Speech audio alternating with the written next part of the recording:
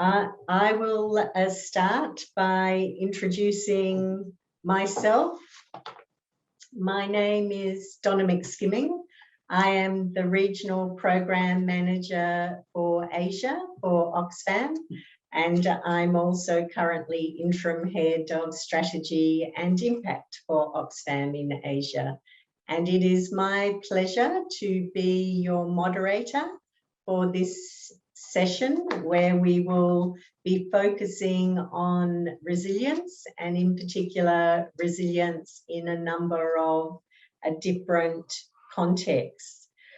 The session that you're part of today will demonstrate how community-driven development is enabled in selected projects in Southeast Asia from the perspectives of local chief executives. And we're very honoured today to have a number of mayors of different urban communities in two countries join us. The panelists today will share learnings and challenges in delivering resilience building investments at the community level, focusing on the approach, principles, tools and processes that ensure climate adaptation measures reflect the aspirations of vulnerable urban poor communities. This is a very these are very grassroots-led and inclusive initiatives, and I'm sure you will be as excited about them as I am. We will have time for questions, but it would be great if you could also put your questions in the chat. That will give different moderators and support people a time to answer your questions, just in case we can't address them all in the session. It's my pleasure now to introduce you to our first opening speaker. So that is Mr. Srinivas Sampath, and Srinivas is the Director of Urban and Water Division in Southeast Asia for the ADB. Welcome, Srinivas, and over to you for our opening remarks. Donna, thank you very much. Good morning.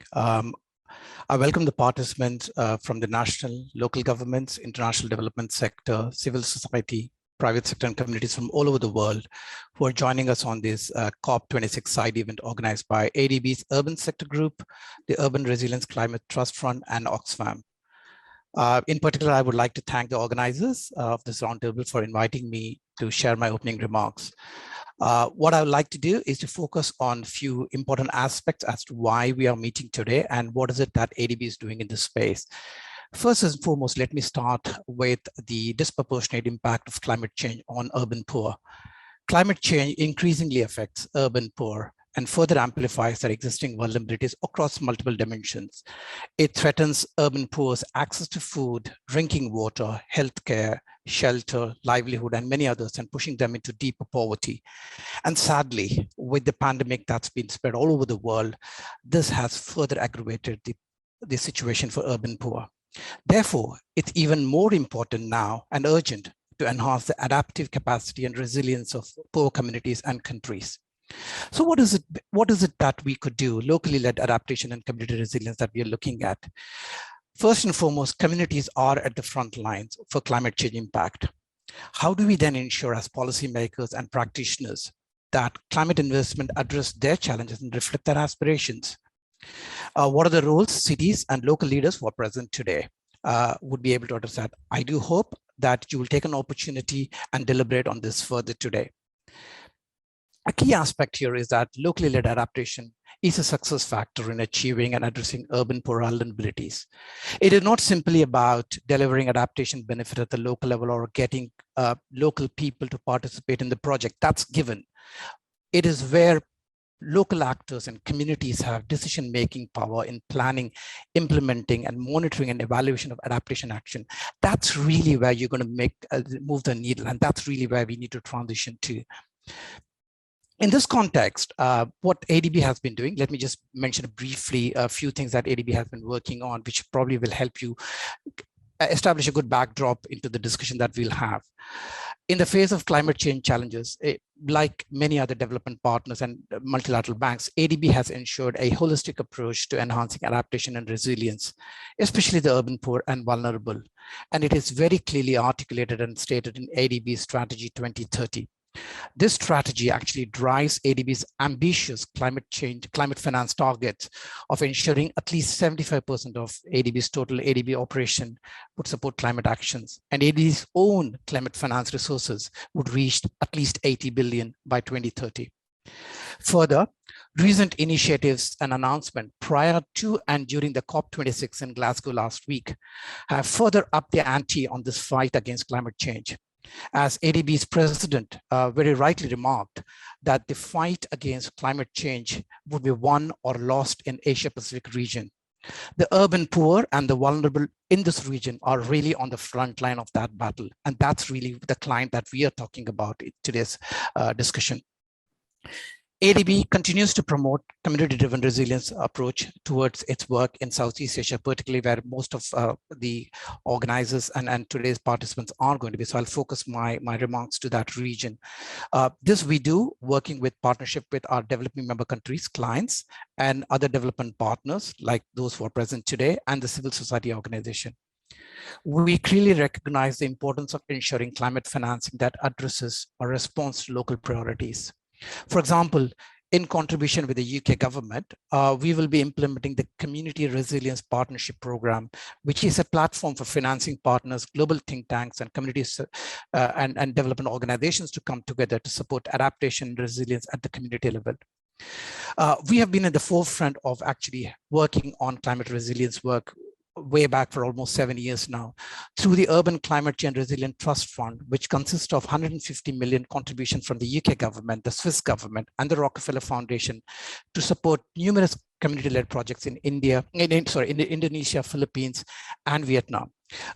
You would get to see a presentation of video later today on Makassar as to the work that's being done under a project called RISE.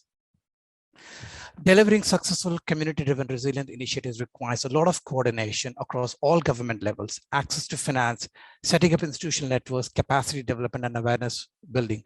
Local authorities and their respective mayors who are present here today really play a critical role across these aspects.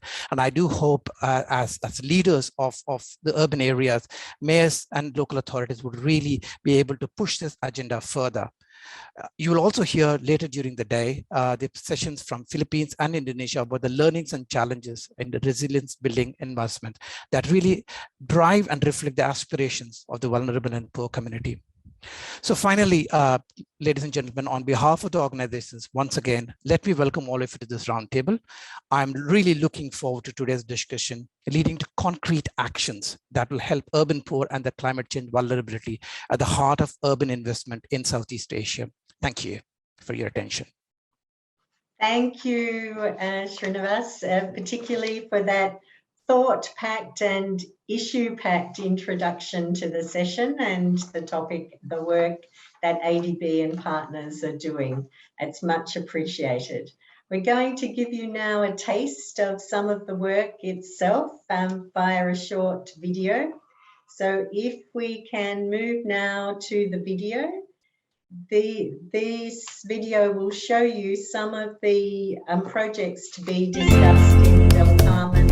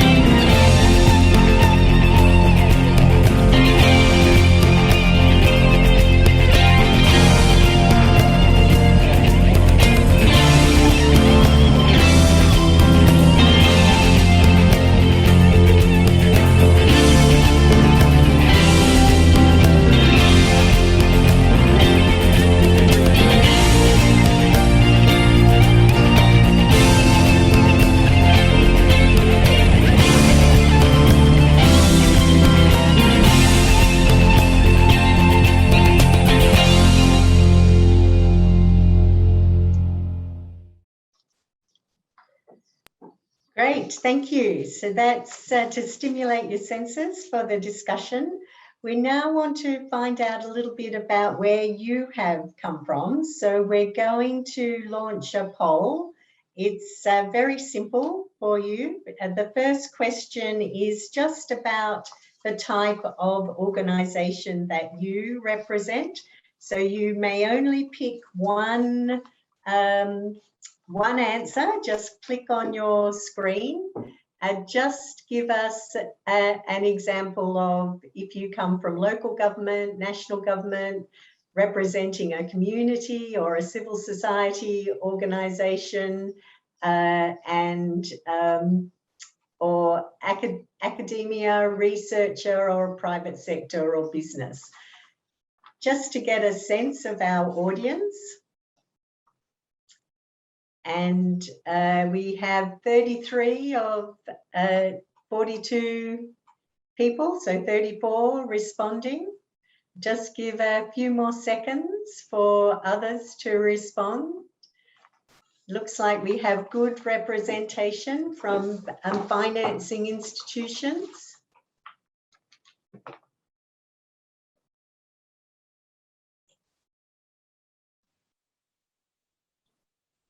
And just a few more to come in. You have a chance to respond, and then we can share the results.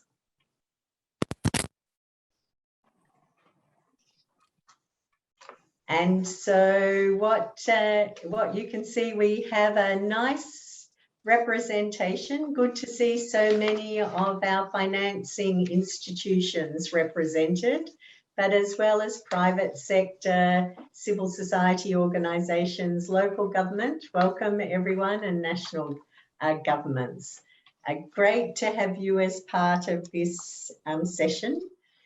We're also going to launch another poll that is just asking us what you believe is important for successful planning and implementing and sustaining a locally led climate adaptation and resilience project. So it's again a single choice answer. Please just click on what's important to you. And if we haven't captured something that is important to you, or you think we've missed something, or you would like to add something else to those categories, please just pop your important consideration in the chat, and we'll also refer to that. So we have 21 people responded, about 50% of those we have on the session. Please indicate which is your preference. It looks like inclusive and participatory process and community empowerment and capacity building are the front runners at the moment. But remember, if we've missed something or there's something else that you consider to be important, then please indicate that in the chat.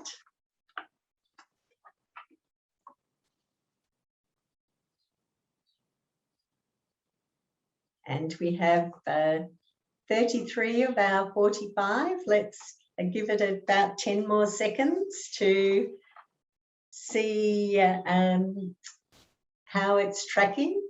It's interesting with these polls. The front runners have remaining the front runners,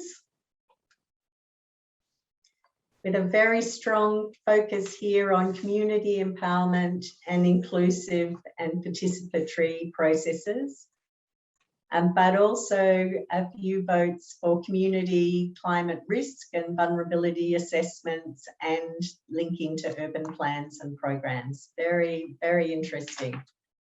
All right, we may close the poll now, I think. And you should be able to see the results on your screen. So strong support there for community engagement and capacity building, inclusive and participatory processes, and also reasonable support for climate financing, community climate and risk vulnerability assessment, and linking to urban plans and programs. And I'm not seeing anything else coming up in the chat, but you are of course welcome to add any comments that you would like as we go along. Some of those things that you've identified in the poll are going to be addressed by our speakers as we go along. So just keep the poll and where we're from in mind. We'll stop sharing those results now, as it's my pleasure next to introduce you to some of the mayors that are going to expand on these aspects and the introductory video as we go along today. So the first mayor that I would like to introduce is Vice Mayor Alfredo Matugas Coro II. Mayor Coro completed his 3 terms as the municipal mayor of Del Carmen, a beautiful island in the Philippines, in which his partner-driven approach to development has resulted in improvements in health service delivery, education reforms, resulting in better learning quality, sustainable fisheries management, community-based tourism development, and efficient and effective local governments. So quite a list of achievements that Mayor Coro is bringing to the discussion, and we're very much looking forward to hearing from him a bit later on. I'd also like to introduce Mayor Saldo, Mayor Romano Saldo, who is in his 2nd term as the local chief executive of La Trinidad, a town famous for one of my favourite fruits, which is strawberries, so famous for its strawberry fields. He started in his government service in 1982 as a youth leader, and you can see he's still a youthful representative of the community, and he's now considered one of the foremost champions in local climate change adaptation and resilience in the Philippines. Welcome, Mayor Saldo. We also have Mayor, via video a bit later on, Mayor Danny Pomato, who is a professional architect and was elected Mayor of Makassar, Indonesia's 4th largest metropolis. He was elected in 2013 and again in 2020, and he's known for his exacting ideals, particularly in regard to urban settlement upgrading, urban planning and community engagement. He enjoys wide-ranging support across various sectors. And also here with us today, we have Mayor Arif Wisman Saya, who leads the city of Tangerang in Indonesia and has led that city since 2013. He has a unique background. It's a combination of engineering, management and healthcare administration, a combination that you don't often see together. So if we had more time, we would explore with Mayor Arif how he made those 2 diverse streams part of his professional background. During Mayor Arif's tenure, he has championed the city's waste banks, bus rapid transit system, so the BRT for those familiar with Indonesia, and climate action, among others. So what you can see from our speakers is we have a very dedicated, skilled, capable and experienced local leaders who will talk to us now about some of their work and efforts. the first part of our conversation, we will call on Mayor Coro and Mayor Salda. Thank you. And I might address my first question perhaps to Mayor Coro. Mayor Coro, Del Carmen is a beautiful part of the world. It is pristine, it's ecologically sensitive island. You have tourists from around the world. So tell us, why is climate change an important issue for you and your community? Well, first, thank you, Ms. Donna. And I'd like to also thank the Asian Development Bank and the other organizers for the invitation to share our story. I'm part of Del Carmen, and we are part of Siargao Islands, where recently we were ranked among the best places to visit by Time Magazine and the 2021 Best Island in Asia by Condé Nast. So just a few months ago, we experienced flooding in unexpected places, and the family of Manu Bombit, a local, had to live with flooded water for 2 weeks for the first time in their lives. We had to deal with new diseases that resulted from stagnant water on top of the battle against COVID-19 pandemic, among other issues. So when we talk about climate change, we also talk about the impacts of disasters and pandemics, and we also have to talk about poverty and inequity. The challenge of disaster risk management is for those who are economically challenged, are dependent on government, and directly facing the disaster risk or vulnerability. We often ask our question, how do we talk climate issues with the most vulnerable population? How to motivate them towards proper disaster responses and planning, and how to equip them to be better at managing risk mitigation and risk reduction process. Great, thank you, Mayor Coro. So very sensitive environment. Mayor Salda, your area is known as the vegetable basket of the local area. So how is climate change affecting local livelihoods in your community, and what are you doing?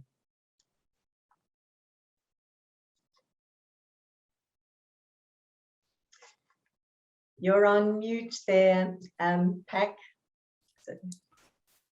Thank you, Ma'am Donna, of course, the EDB, the organizers. The municipality of La Trinidad recently, we have experienced Typhoon Maring, which affect the production of vegetables, strawberry in the municipality of La Trinidad. And we would like to thank the project from EDB, the flood control system, and that helped on the mitigation of the climate change in the municipality of La Trinidad. There's effect of climate change on this food supply, but due to the implementation of all this project, it helped us on to maintain the supply of vegetables, strawberry in the municipality of La Trinidad. And the municipality of La Trinidad is not the producer, but it's not the main producer, but it's the marketing arm of entire province due to the presence of La Trinidad Vegetable Trading Post and the Benguet Agri Pinoy Center, which market all the vegetables from other regions, provinces, going down to Manila. And the effect of the typhoon, which Barangay Pitag was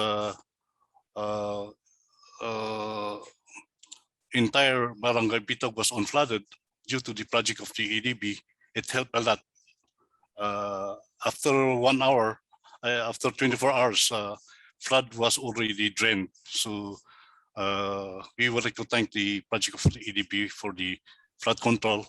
And we hope and wish that we are looking for another funding for the other areas and Bitag strawberry farm for the additional flood control.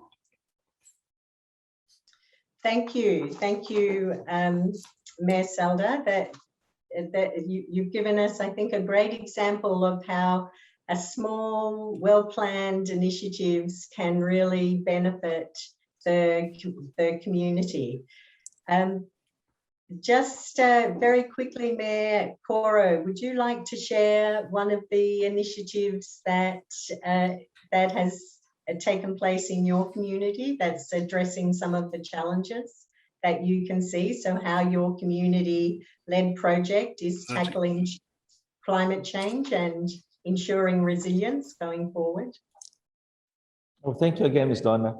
Our Siargao Urban Resilient Future community-led project, it's a waste recovery and recycling. So we built a facility with the Asian Development Bank, investing in non-direct but high-impact response of the community to climate change and resilience building. As an island ecosystem with an ecotourism-driven economy, our natural assets must be protected, diseases from waste not be enhanced with floodwaters. We are now getting a lot of what we call as rain bombs, and water resources recognized to ensure waste will not intrude in our aquifers, because our island is just one island with the aquifer going around. In the past few months, despite the challenges of the pandemic, we're very grateful that we moved forward with the project and is now immediately seeing the impact.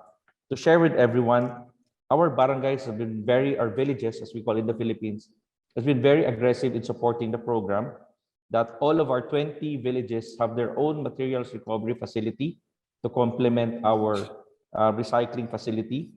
We have intensified information campaign, and on the local government, we have purchased collection equipment. So we integrated the whole process with support from the Asian Development Bank into our local development effort that resulted into a target now for zero waste and a circular economy. So again, we are very, very grateful to the Asian Development Bank for all the support. Thank you, Mayor Koro. And Mayor Salda, will you share with us how you have managed to engage vulnerable groups in the work that you have been doing in your community? And the municipal that we would like to further improve the business-friendly lateral vegetable trading posts, and of course, learning in taking down the agricultural technologies that will help farmers on the crop production, and several technologies that will be introduced by the LGU to reduce the anticipated adverse impacts and global warming. We have also introduced strawberry varieties, which will be imported from other countries, and advocating crop rotations, and which there should be a crop rotation to maintain the demand and supply of the locality. Thank you. I mean, it's very inspiring, and I'm sure participants have many questions for you. But thank you both for those very practical, real-life examples of how small investments, community-engaged processes can both protect water quality, the environment, and improve livelihoods for communities in a rapidly changing contexts. We have please do add questions. I'll ask now Mayor Arif if you could turn your camera on. We have a tool for the group to use. So this is one of the knowledge products from the from these projects. So it's a toolkit for community-led urban resilience planning, and you can download the tool by scanning the QR code that you see on your screen. If you have any difficulty, just let us know in the chat, and we will arrange for you to link to the toolkit. But this toolkit very much takes us, it very much assists communities in some of the addressing some of the challenges that we've heard about and some of the successes that we've heard about. We have a very packed session, so please do engage in the chat with questions and comments. I'm going to move us now to Indonesia and to transition to some of the locally led adaptation initiatives we will see in the next video, so another visual taster. So we're going to play the RISE community engagement video for you just for a few minutes. Our tech people will line that up and set it.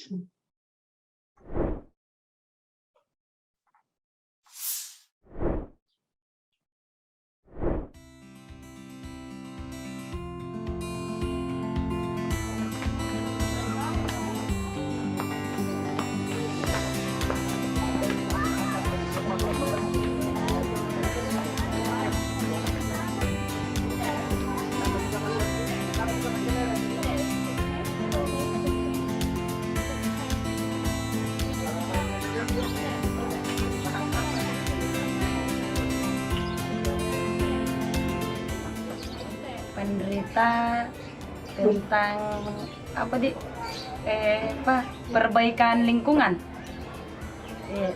memperbaiki lingkungan tak yang kumuh. Kita meminta bantuan kepada tim penderita meminta yang kekurangan yang ada di rumah, kayak seperti kita meminta wifi, perbaikan jalan, minta supaya jalannya terang, lampu. Terima kasih sudah membangun kampus saya menjadi lebih baik ke depannya. Semoga ini bukan hoax.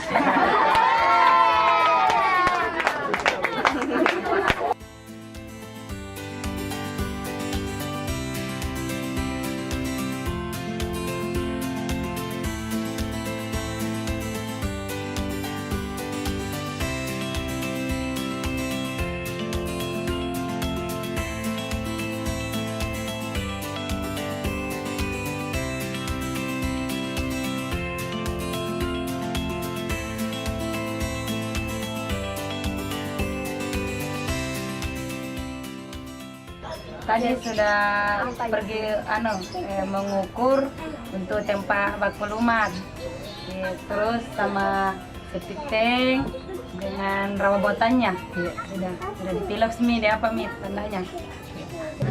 Tadi sementara kita lihat-lihat semua tanahnya di sebelah mana nanti ditaruh mesin pelumat dengan septic tanknya dengan apa lagi namanya? Rawa buatannya, antara diukur bagaimana panjangnya, lebarnya.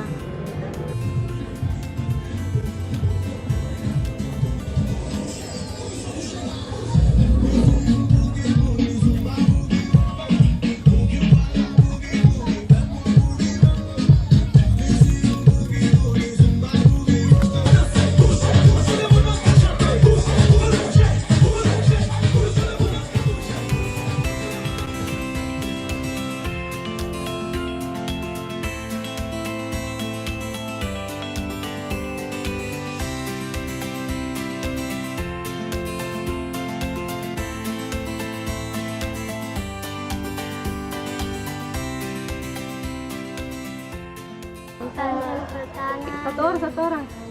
Tempel air. Apa tuh? Tempel tanah dengan tempel air. Nah, terus apa lagi? Apa dengan ya, kuman. Nah, kuman. Mau di apa itu kuman? Kenapa mau dibuat kuman?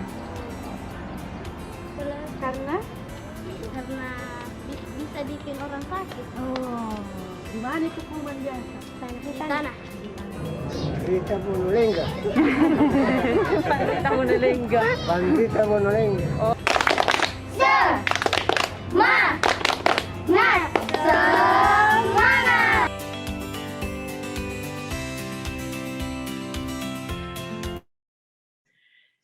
So we're going to hear a little bit more now about the RISE program. And as I mentioned earlier, Mayor Danny is unable to join us today as it's his city's founding anniversary, and they have overlapping activities. However, he has sent a video and we'll hear some of his contribution and comments just now via his video. If Tech could play Mayor Danny's video. Apa elemen terpenting yang berkontribusi pada keberhasilan keberlanjutan program revitalisasi pemukiman informal dan lingkungan? Keberhasilan daripada RISE atau Revitalizations Informal Resettlement adalah bagaimana masyarakat mudah di-engage, karena sebelumnya pemerintah Kota Makassar telah membuat sebuah public engagement yang baik yang terus melibatkan masyarakat banyak pada setiap momen, terutama bagaimana mereka merestorasi bahagian ruangnya, baik itu rumah dan lingkungan sekitarnya pada lorong-lorong di sepanjang Kota Makassar. Kami punya namanya protokol sentuh hati atau touching heart protocol yang dilakukan oleh camat lurah yang setiap Selasa, Rabu dan Kamis selalu mengetuk pintu warga, berdiskusi dengan warga, kemudian mendengarkan keluh kesah mereka, kemudian disosialisasikan program pemerintah, dan semua hasilnya itu dilaporkan ke wali kota secara langsung lewat grup WhatsApp. Nah, tentunya mekanisme ini menjadi bagian yang penting bagi terbukanya hati masyarakat untuk terlibat lewat engagement oleh teman-teman dari tim RISE, sehingga keberhasilan RISE kuncinya adalah masyarakat mudah di-engage, terlibat, sehingga mereka paham betul apa yang mereka inginkan dan mereka paham betul bagaimana keterlibatan mereka menjadi bahagian yang penting untuk keberlanjutan proyek ini. Apa tujuan utama dari RISE? Tujuan utama RISE saya kira jelas sekali adalah bagaimana merevitalisasi lingkungan informal, kemudian mereka bisa berpindah dari lingkungan yang sebelumnya buruk, misalnya soal sanitasi, soal drainase, soal air bersih, soal lingkungan hardware dan softscape-nya, hardscape dan softscape-nya, termasuk persoalan-persoalan sosial lainnya.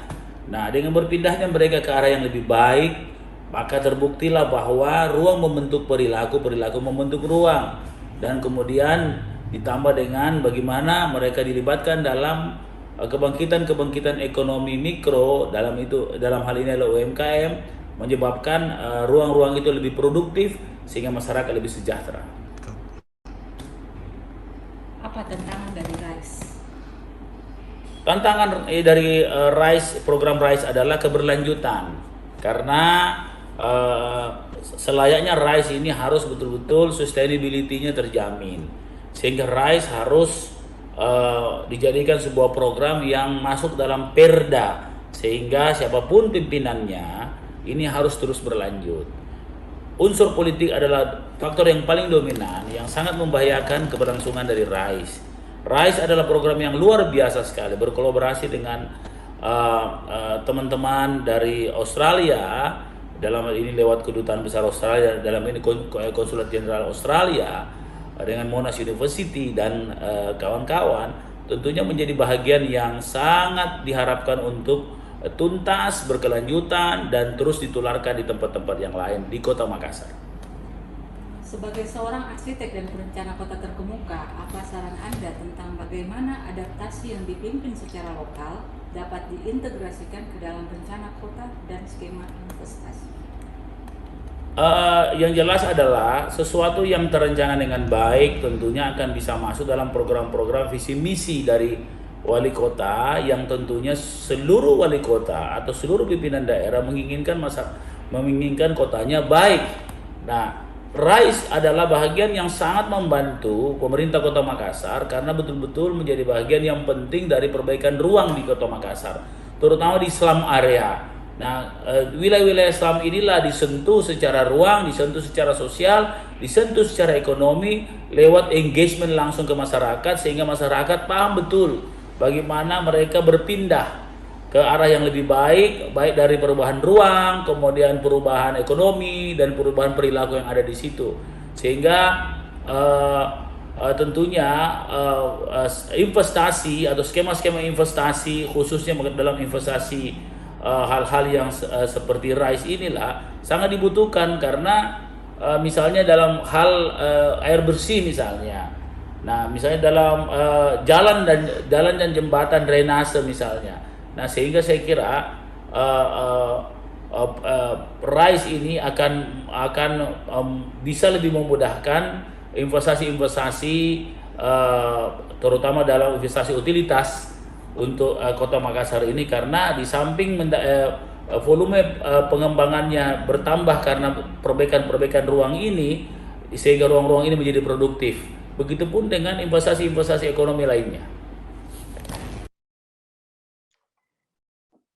Thank you, Mayor, for joining us virtually and for that thoughtful presentation. We have, though, with us Mayor Arif live, and Mayor Tangerang has been for many years part of the ICLEI Local Governments for Sustainability Network. Could you tell us perhaps more about the value of these networks and partnerships?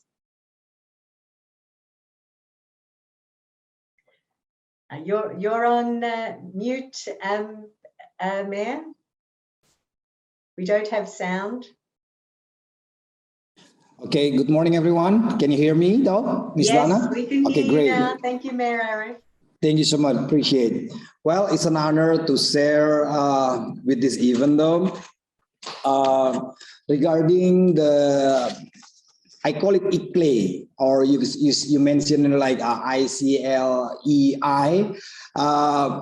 They really help us a lot regarding making the city guideline of the reducing the greenhouse gas program, and also how all those programs can be implemented with our city through what we call it Tangerang Kampung Kita, or it's a village program that involve the community to being part to reducing the greenhouse gas program, and also how the community can be involved to reduce the better environment. So first of all, let me explain regarding my city first, though.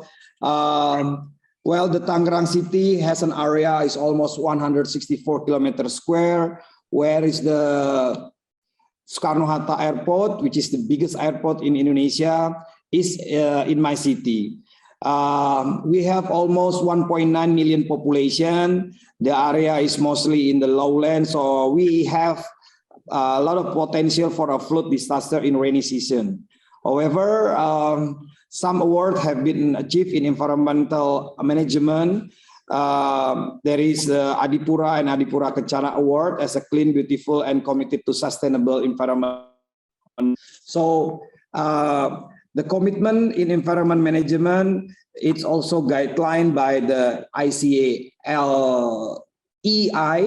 that especially reducing the impact of the climate change, and also it's stated, the program is stated in the regional medium-term development plan year 2019 to 2032. where one of the development mission is how we can be together to increase the development of facility and infrastructure in sustainable and environmentally inciting. I think that's regarding the ICLI. Also, some other program that we run is the development achievement that have been implemented, both physical or non-physical development. The development implemented always involved in public participation, so development benefit directly perceived. Some of the activities to reduce climate change are Earth Hour, car-free days, planting trees to increase greening of the city and increasing the percentage of green open space that mandate in the regulation. So that's basically regarding how we are value the partnership with ICLI, Ms. Dana. Thank you. That's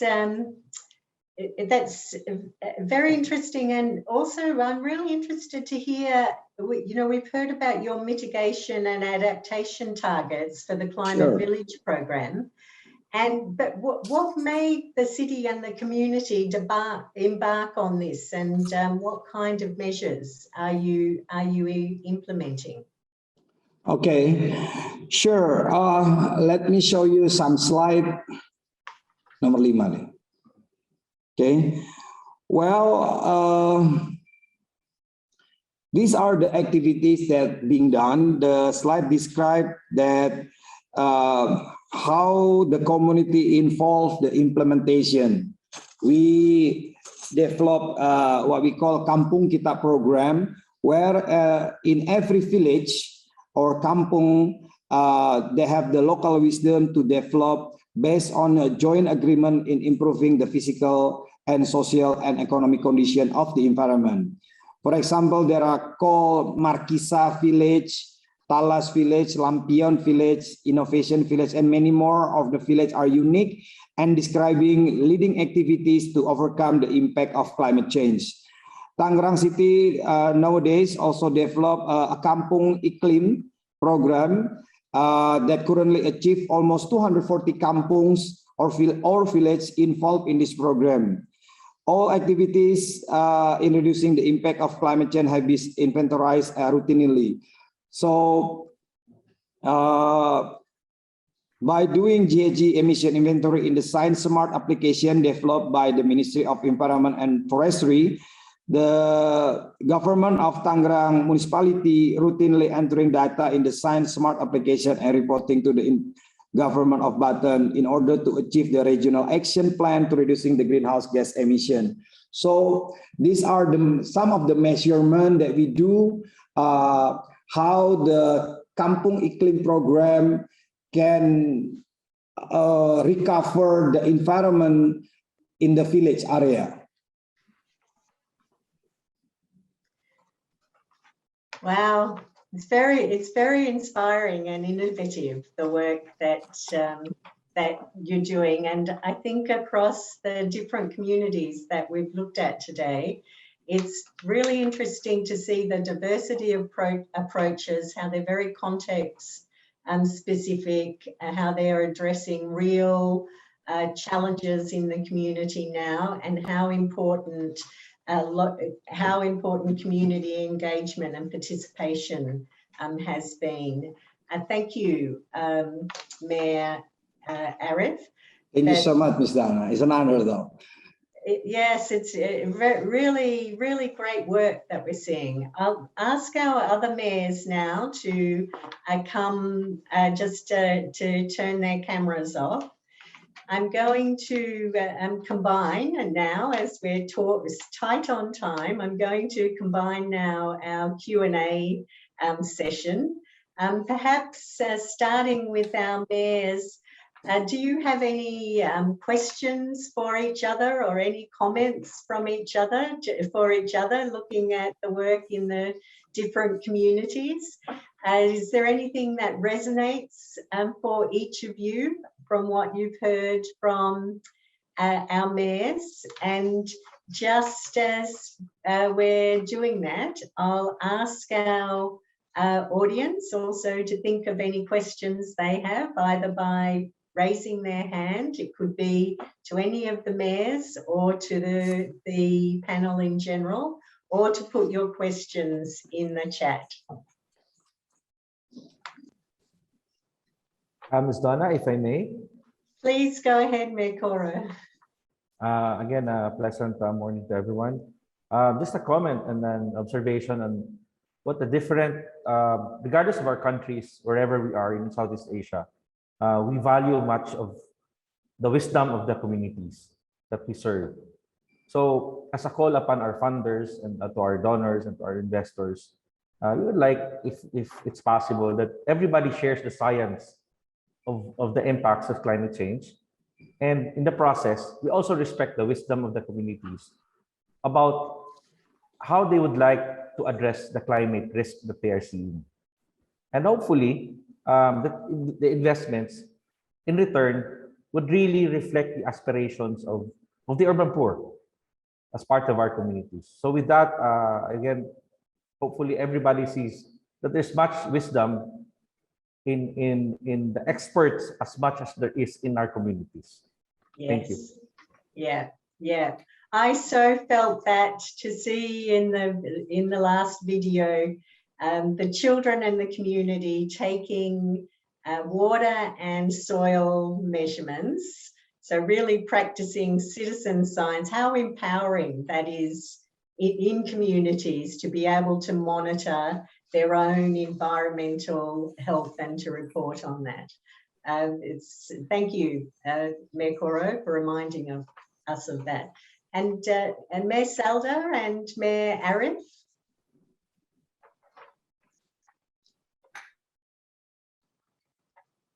We would like to thank the project of the EDB in the municipality of La Trinidad for there's a great impact on the outflow of water which we have experienced. Before previous years, there's no drainage canal which was constructed. But now that the project of the EDB 9.5 million have finished, there is a great impact on the flood control in the strawberry swamp. So we want to thank EDB for this project. Thank you, Mayor Salda. And Arif, Mayor Arif. Sure. Actually, I would like to thank the ICL EY that they really help us a lot regarding how to do the capacity building regarding this climate change program that we have, especially that with the community right now that really involving with the program, how to make the environment more sustainability though. And then thank you so much that there is a good point that Mr. Alfredo Coro mentioned earlier, that maybe we should do also like not only the private sector doing more with the poor community or urban. I think we should getting more involved from the university or the academic point of view, that how we can encourage them as being part of the city solution, especially for like a Tangerang, which is we are more than a metropolitan area because we are next to Jakarta as the capital city. Many of people as the melting pot, people come all over the place to Tangerang. We have to mention all the program that we have, so the people are aware how important this environmental can be sustained, and then they are become part of the solution of the city though. Yes, fantastic. And yeah, just so important in these times. I thank you for making that link, Mayor Arif, between community, academic and research, and then local policy and law. That's really very important. And Mayor Coro, we have a question in the chat for you, and that's how can we motivate urban poor or vulnerable groups to engage with the CC campaign, so and work towards zero waste?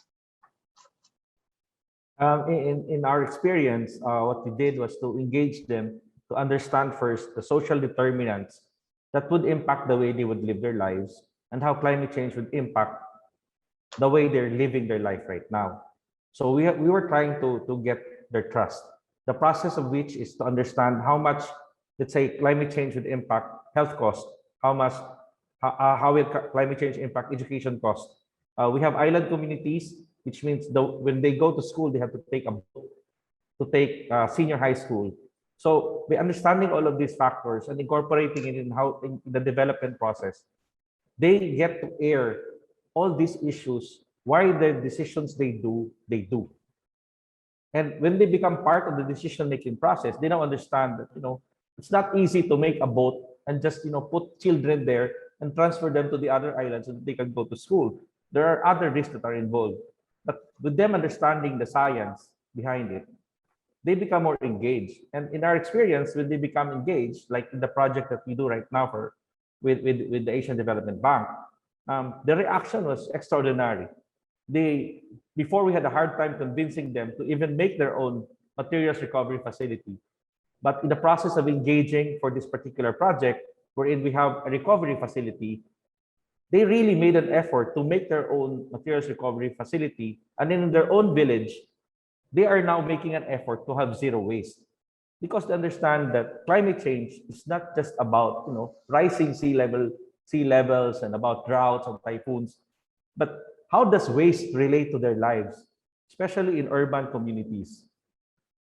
If waste goes into the water, what does it do to their health costs, to their education costs?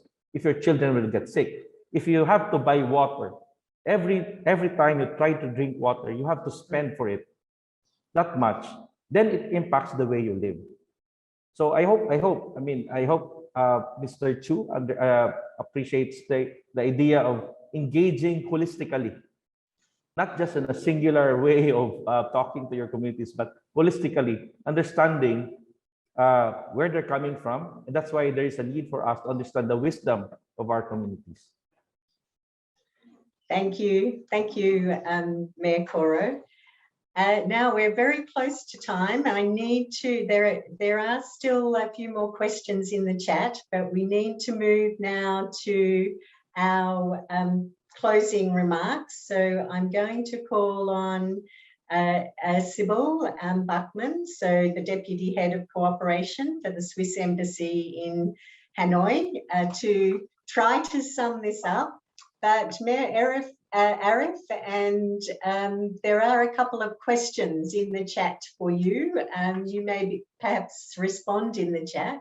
And just as Deputy Head Buckman is getting ready, if our tech people could flash up the QR code for another resource, which is one of the RISE products. So this is a 3-part knowledge product series produced through Monash University's partnership with the ADB, and it showcases the possibilities, principles, and best practices for water-sensitive cities' approach to transform urban health and well-being. And we saw that very clear connection between water quality and urban health and well-being with the children water testing in Indonesia. So you can scan the code to download that, or our team will put the links in the chat if you're having a problem. But Sybil, that's a very fast-paced, complex and diverse session that we've had. How are you going to summarize that for us? Thank you very much, Donna. Well, first of all, good morning and thank you. First of all, I would like to thank to the local chief executives, the mayors for their contributions, in particular for championing this cause.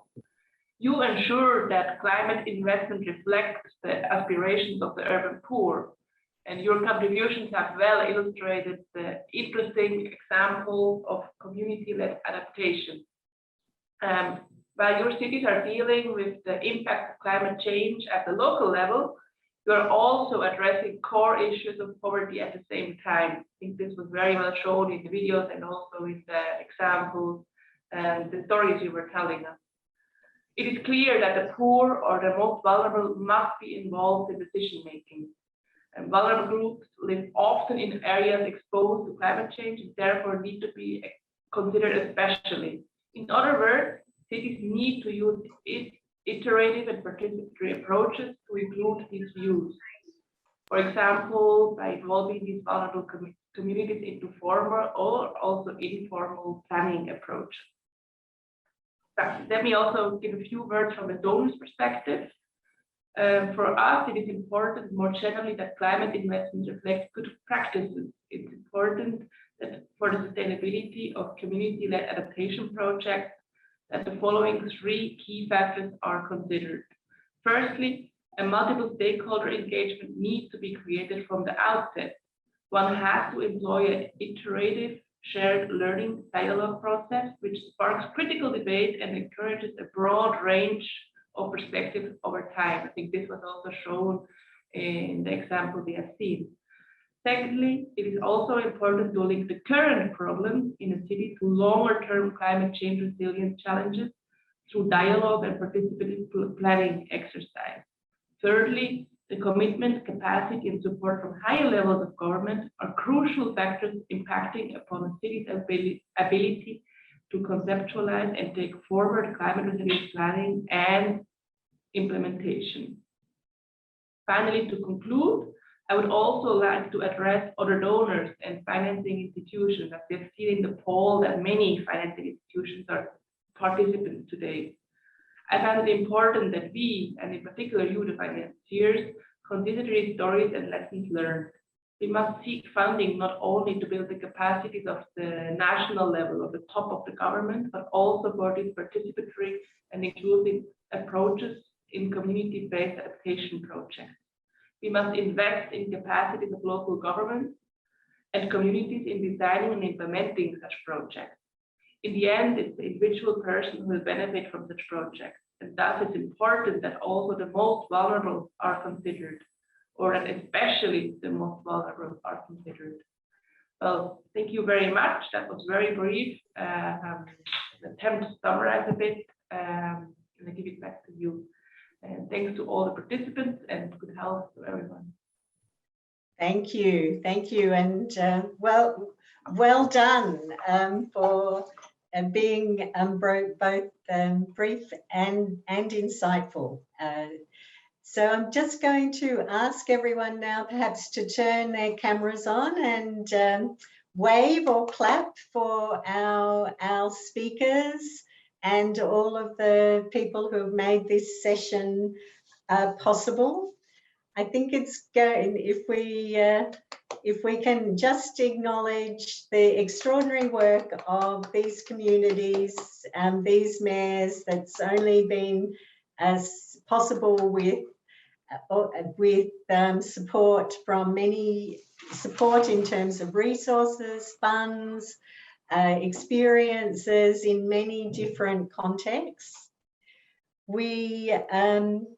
I'd also like to thank the organisers. It's run very smoothly for us today, and it's only been possible with the help of Joy, Marino, Sugar, and many others to work behind the scenes. But climate change, discussions about climate change, as we've seen at COP, can be quite depressing and saddening, but I hope with this session, I know I felt inspired and heartened to see what is possible in small ways with leadership, with community support, with community knowledge and capacity to to build, sustain, and create a better environment for all of us on this beautiful planet that we share. So thank you, mayors, for your work and for your inspiration in doing that. Thank you, ADB and others, for providing the resources and frameworks to assist in doing that. It's been a wonderful session, and I would like to thank you all for that. So applause from me, and please keep up the excellent work, and thank you for sharing it with us.